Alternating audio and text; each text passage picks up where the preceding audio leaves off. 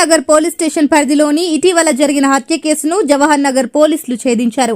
హత్యకు గురైన వ్యక్తి బాలాజీనగర్ కు చెందిన స్వామిగా పోలీసులు గుర్తించారు.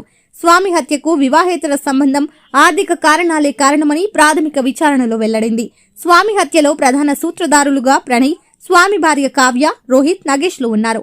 ప్రణయ్ అనే క్యాబ్ డ్రైవర్ తో స్వామి భార్యకు ఉన్న వివాహేతర సంబంధమే స్వామి హత్యకు కారణంగా తెలుస్తుంది. స్వామి అడ్డు తొలగించుకోవాలని స్వామి భార్య, ప్రణయ్లు పక్కా ప్రణాళిక రచించారు.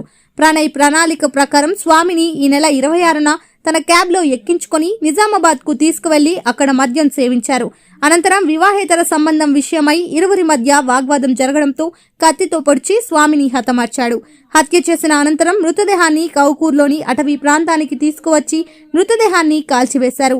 సీసీ కెమెరాల ఆధారంగా సాంకేతిక పరిజ్ఞానాన్ని ఉపయోగించి హత్య కేసును ఛేదించారు పోలీసులు.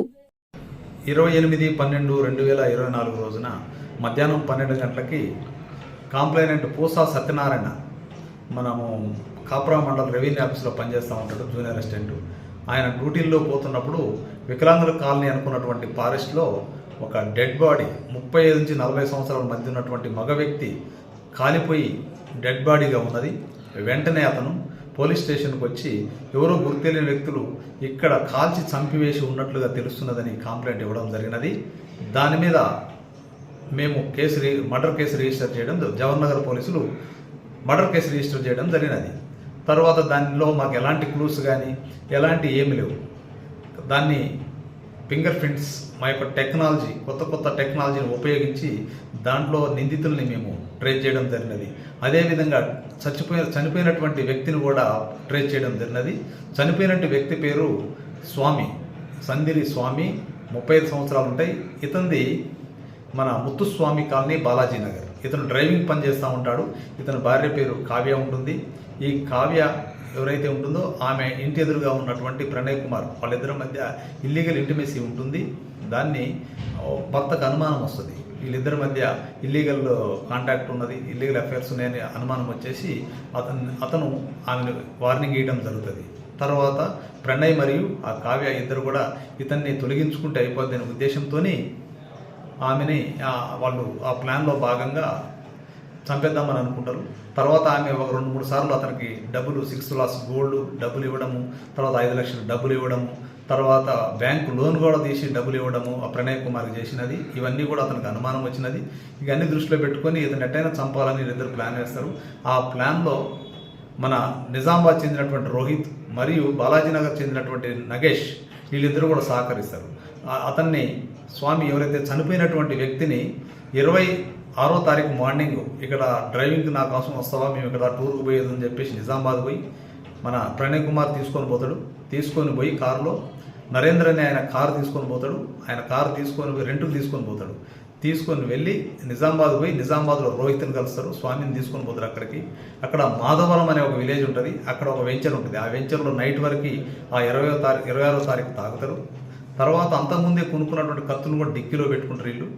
ఆయన నైట్ 11:30 గంటల సమయంలో బాగా తాగి స్వామి డ్రైవర్ సీట్లో ముందు సీట్లో కూర్చొని ఉన్నప్పుడు ఆయన పడుకొని ఉంటాడు. తర్వాత పొద్దున్నే పోదామని చెప్తారు వీళ్ళిద్దరు. వెంటనే వెనక ఒక కత్తి తీసుకొని ప్రణయ్ కుమార్ అతని ఛాతి మీద, తల మీద పొడి చేస్తాడు. అదేవిధంగా రోహిత్ కూడా తల మీద కత్తితో పొడి చేస్తాడు. వెంటనే అతను చనిపోయిన తర్వాత వాళ్ళకి ఎక్కడ పెట్టాలో అర్థం కాక మళ్ళీ అదే బండిలో మళ్ళీ బాలాజీనగర్ తెల్లవారుజామున వస్తారు. ఇక్కడ వచ్చిన తర్వాత నగేష్ని కూడా తీసుకుంటారు. నగేష్ని తీసుకొని దీన్ని వెంటనే డిస్పోజ్ చేయాలని చెప్పేసి గట్కేశ్వర వైపు, తర్వాత వరంగల్ వైపు అటు పోతారు. ఎక్కడ కూడా అనువైన ప్రదేశం దొరకదు. తర్వాత వెంటనే మరలా మన కాడికి ఇక్కడికే వచ్చేసి వికలాంగుల కాలనీ అనుకున్నటువంటి దాని దగ్గరకు వచ్చి ఆ రోజు రాత్రి, అంటే 27వ తారీఖు రోజు రాత్రి 8:50 అక్కడ తీసుకుపోయి వాళ్ళు కొనుక్కున్నటువంటి పెట్రోలు, మ్యాచ్ బాక్స్ యాదగిరిగుట్టలో కొనుక్కుంటారు. వాటితో ఆ సహాయంతో ఒక టార్పల్ పట్ట కూడా కొనుక్కుంటారు. వాటి సహాయంతో వాడు అందులో పెట్టేసి అతన్ని చనిపోయిన వ్యక్తిని వీళ్ళు కాల్ చేసి వెంటనే నగేష్ ఇంటికాడ దించేసి తర్వాత ఈ రోహిత్ మరియు ప్రణయ్ ఇద్దరు కూడా వైజాగ్ పోతారు. వీళ్ళు పోయే విషయంలో ఇవన్నీ కూడా అతని భార్య కావ్యకు తెలుసు.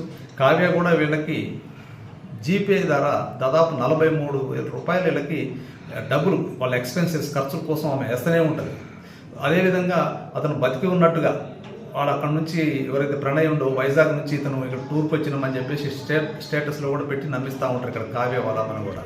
కాబట్టి దీంట్లో మా యొక్క డీసీపీ మేడం మరియు మన డీసీపీ ఎస్ఓటి మల్కాజ్గిరి సారు మరియు ఎస్ఓటి టీం, ఐటీ సెల్, మా ఏసీపీ సారు అందరూ కూడా మా జవహర్ నగర్ పోలీస్ అందరం కూడా మా సుధీర్ బాబు కమిషనర్ గారి ఆధ్వర్యంలో వాళ్ళని వెంటనే ట్రేస్ చేయడం, ఎలాంటి ఆనవాళ్ళు లేనటువంటిది దీని మీద ఒక దాదాపు 10-15 టీంలు ఏర్పాటు చేసి క్రూజ్ టీం కానీ అన్ని కానీ అత్యంత టెక్నాలజీని ఉపయోగించి జరిగినది.